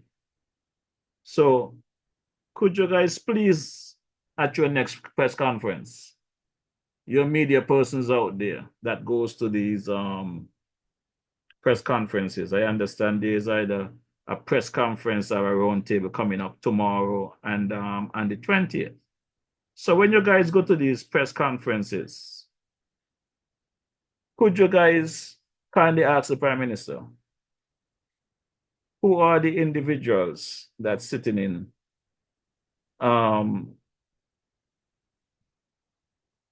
these committees to represent the country during these construction?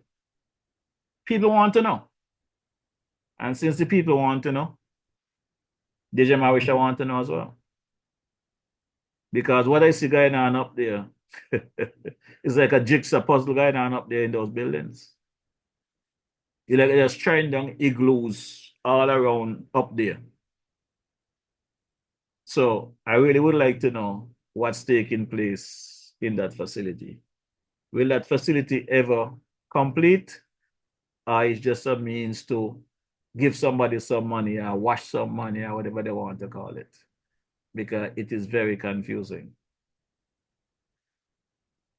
It's just about 7:35 p.m. And my good people, I know my boy Ivor Henry and Thaddeus Deposar and Eustace Hendrickson and them out there itching for me to do some overtime this evening, but it's not going to happen. I will not be going past 8 o'clock this evening. So there's a lot more information that I need to bring to you. And you know how I function. I don't start something I cannot finish. So I gonna end where I start with this conversation. I am calling on the powers that be to let's get together and pay some very close attention to the health facilities around the island. The nursing homes, the clinics, whatever. We need to get some policy and procedures in place. We need to get some protocols activated. We need to protect our people. Nobody gonna do it for us. And I know we can do it for ourselves. So my good people, I am asking for you to do that.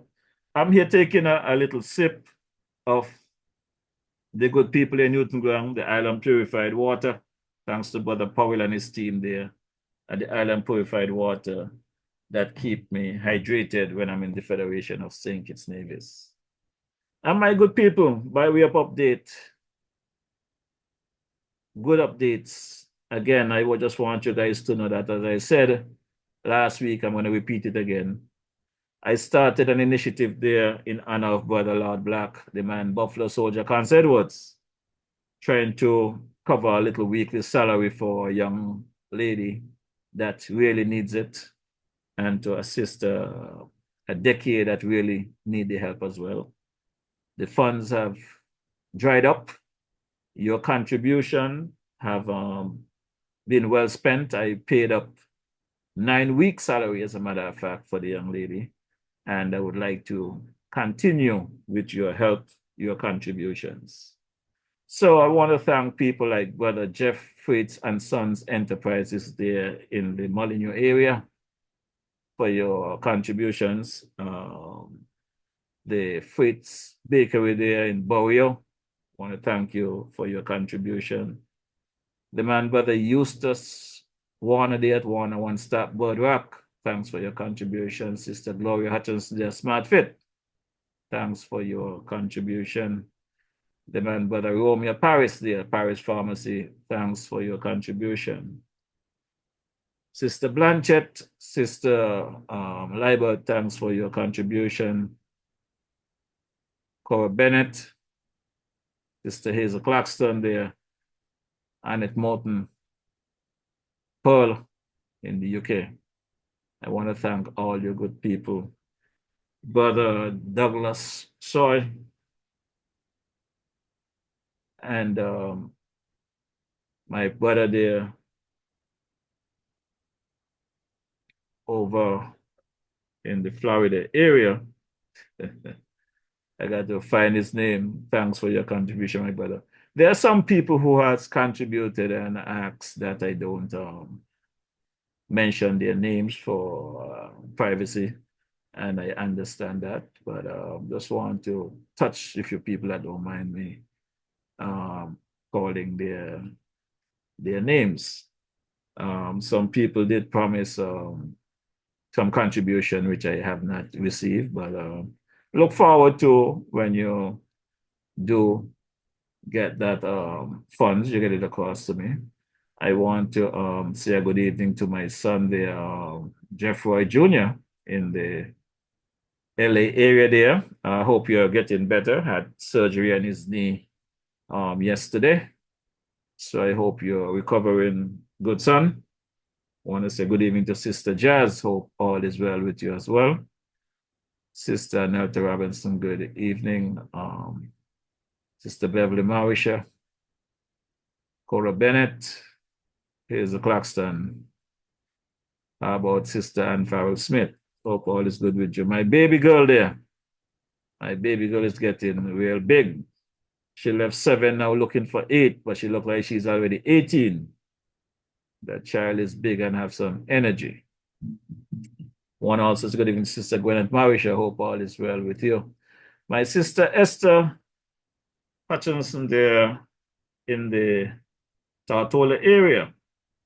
Sister Esther Hutchinson Pasada with Dr. Mokish, the man Mokish Pasada, and the kids. Hope all is well with you guys. I also want to touch my favorite cousin there in St. Thomas, Virginia, Sister Natalie Carty. How are you doing? How is Caroline? Hope all is well with her. Also, my cousin there, Kent Bernier. How is Kent and Pam doing? Hope all is well with you guys. The man called Morris. How are you doing, Sister Valicia Morris? Brother Avon Brown, Patsy Brown, Ma, Ralph, and crew. Hope all is well with you all. You know, I got some news there from my sister a couple days ago of the passing of a good friend of mine, Althea McTavius, out of St. Kitts here, but resides in Tortola. I actually met Althea back in the 1980, December 1980 when my mother took us back to Tortola, and met her working at a bar there over, I think is Langbush. She works, and we maintain our friendship for a while until I left for New York. We lost contact, and then we meet up again, and we maintain our conversation up until recently.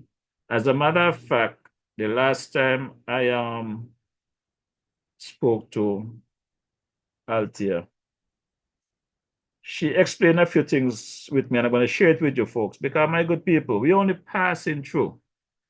And people think we're here to stay, so they want to lock all the billions in their bank account because they're going to be here forever turning rats. You're going to die, leave it. And I have a little synopsis here of what Althea gave to me. You know, she and I met in 1980, like I said, in Tortola. And she explained to me that she was diagnosed with stage 4 cancer in 2021. Everyone had wrote her off, but she followed up with her. I followed up with her on a regular basis. She was 66 at the time when I spoke to her last year, so I'm pretty sure she might be 67 by now. She explained to me that her mom had passed away at the age of 43. The weekend when Althea and I was speaking, I was feeling very down for some good reason. But after listening to Althea telling me how good I am and how she wants the best for me and how she appreciates me and the people I've helped and what I've done for her, her experience in life and the situation and whatever, I got uplifted. And she explained to me about her belief in God and reading my Bible and whatever, and make me promise her that I will put my trust in God and this all the good stuff, you know. She gave her life to God and whatever. So I think it was Monday, my sister sent me this thing. I got to check and see what date it was, if Monday. Oh yeah, it was Monday. My sister sent me this message from Tortola stating, heartbroken today, truly heartbreaking, Althea McTavius has left us. Althea loved life. She loved her children fiercely. That I know firsthand. So I spent my evening playing video games with few people, whatever. But Althea was a very giving person. If I see Althea twice, she always have something, no matter how simple it is, to give to me. Whether it might be a picture, a keychain, whatever. I could recall one time I visited my sister in Tortola, and Althea gave me a bank card and tell me, I know you're not going to use it, but hold on to it. That is the type of person she was. She have to give something. And it would be nice if we have a few more people like that person. Althea lived to mourn her husband and her kids. For those of you who familiar with Tortola, East End, she ran a daycare there for many years. Many people passed through that daycare. My sister, I think, has about 3 or 4 kids that passed through that daycare. They're teenagers now. So that's to tell you how long that Althea ran that daycare. And she's going to be surely missed. You know, a lot of people that have passed through my life, they has bring nothing but joy in my life. And I continue to try to do the good that I can do for people that comes through my life. Because, as I said, we are only passing through. So my good people, as we get closer to the 8 o'clock hour, it's now 7:46. I want to say good evening to my godmother there, Joyce Bedford, and her husband, Mr. Bedford. My father, Alfonso Marisha. 90 plus and kicking, while my mother passed away at the age of 52. Brother passed away at the age of 51. Just want to say good evening to my brother Gene there in the Bronx, New York. His daughter there, Trouble Paris, your brother. Hope all is well. Sister Kia, hope all is well with you. Touching my crew there in the Tobago area. Brother Victor Beard, Gloria Beard, Melissa Beard, and my missionary there, Sister Deborah Wallace, Roger Wallace. Hope all is well with you guys. Chanel and Brother Daniel there in the Trinidad area. I want to big up my engineer, Brother Ike. Without Brother Ike, this program will not be here. And my good people, on November 8th, last Friday, we celebrated 4 years pumping with this podcast. That was supposed to be only a couple of days while in quarantine. You, the online viewers, asked that I continue. And we are now 4 years heading into our 5th anniversary. It has not been easy. It has been causing some hardship, some funds to operate, but I keep pushing on because you, the people, asked me to do so. And I will continue to do my best to keep the flames burning here on this podcast. I want to thank my engineer, Ike, out of Trinidad and Tobago, residing in Brooklyn, New York, that takes over my computer at will and do as he pleases, whenever he pleases. But I know he's only cleaning and setting up and operating and doing what he needs to do. I want to thank my nephew there, Brother Glenville Lawrence, for organizing my clips weekly and making sure that I have the information to bring to you, our good people. I want to big up my brother there, Lord Kent. I think Kent sometimes forgets that because of him and his wife, Debbie, is how I met Ike, this great engineer that keep this podcast flowing week after week after week. So my good people, as I get ready to close, let me drop my ad one more time because, you know, once I drop the unofficial anthem of St. Kitts Nevis by the late great King Arrow Arise, we'll call it a night. So big up the man DJ Rabuka. Let's take a quick listen. Wednesday evenings are heating up. Log on to DJ Marishall's Facebook Live broadcast every Wednesday evening from 6 to 8 p.m. It's a frank and candid exploration into the social, cultural, political, and economic issues affecting our federation. And just in case you missed it, you can also catch the broadcast on his YouTube channel, DJ Marishaw. Subscribe to the channel on YouTube and smash that bell. You will be notified whenever he goes live. DJ Marishaw, every Wednesday evening, Facebook 6 to 8 p.m. or thereafter on his YouTube channel, DJ Marishaw. Log on.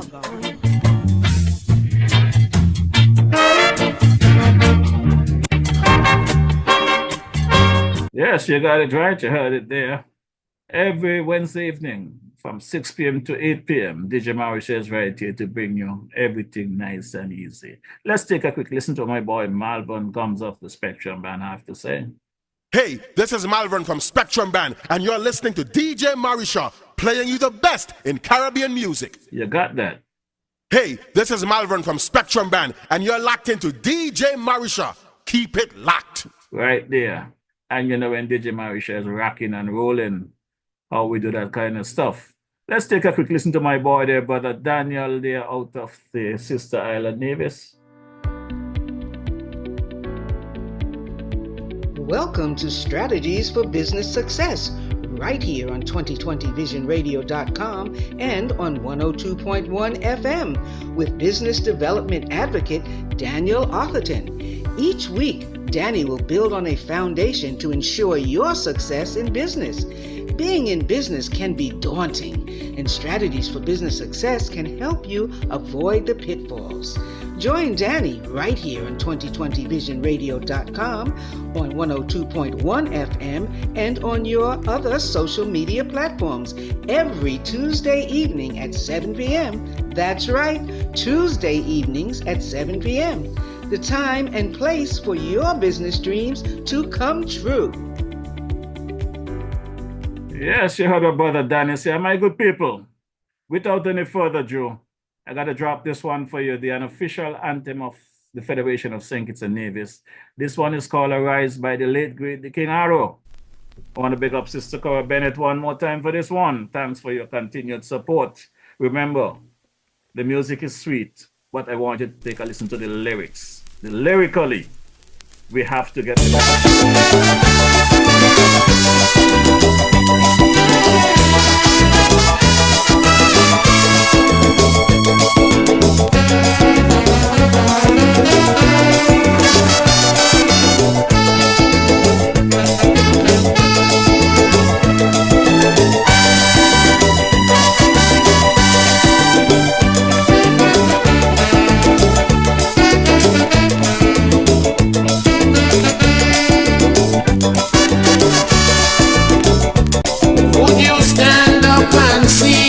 your country dying and never lend a helping hand. Would you see your children's future dwindling, creating much disillusion? Or would we watch on idly, disregarding our self-sufficiency? Maladministration wrecking all I know. I said no, not at all.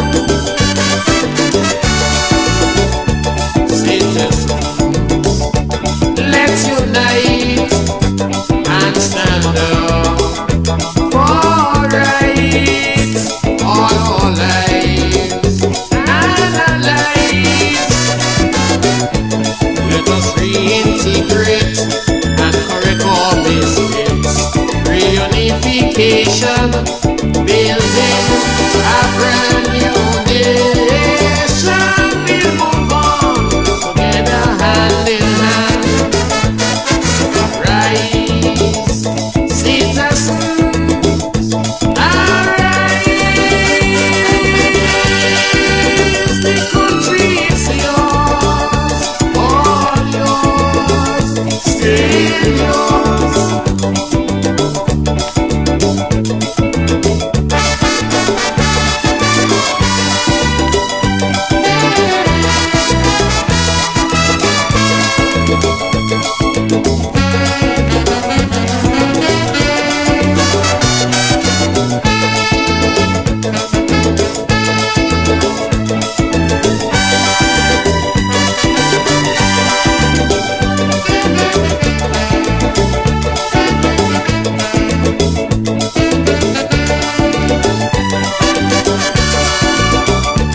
Would you assist building a wall so massive or a bridge?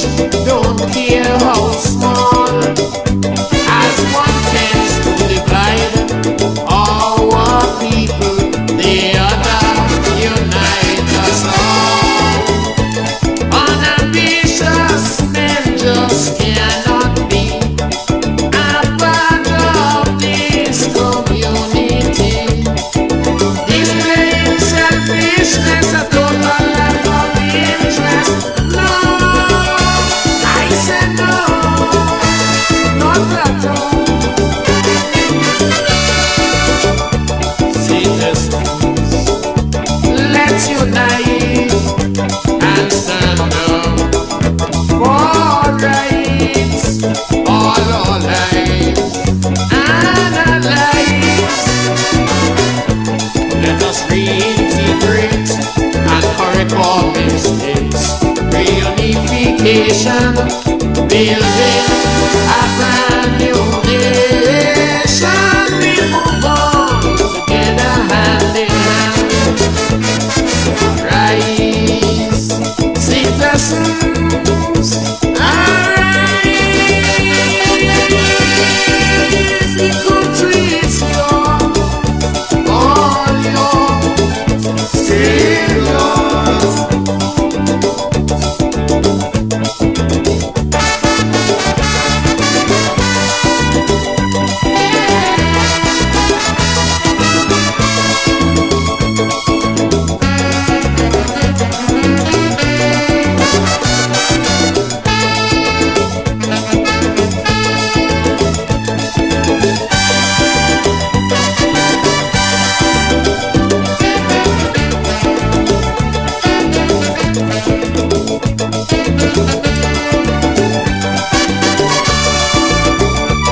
Can your conscience be clear? Indulging corruption or misusing public office, being accused of unemployment and crimes, or disrupting a citizen's peace. Oh, my country in this harmony, separated politically.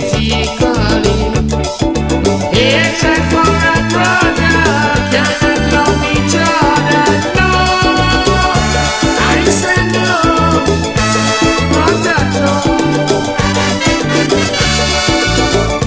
Citizens, let's unite and stand up for rights, all our lives and our lives.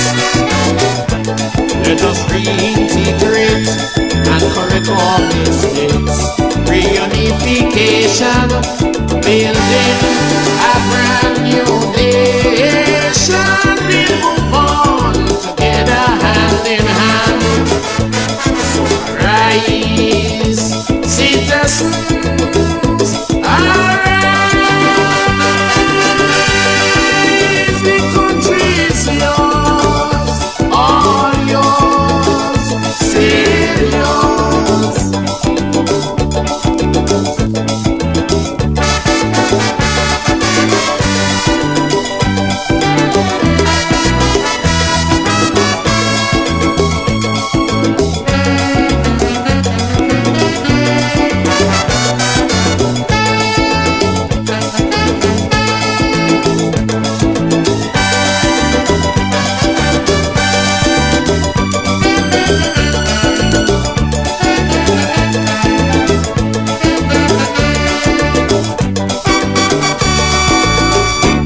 Yes, my good people, the country is yours, all yours. I want to wish everyone a lovely good evening. Exactly 8 o'clock on the dot. God blessings on everyone.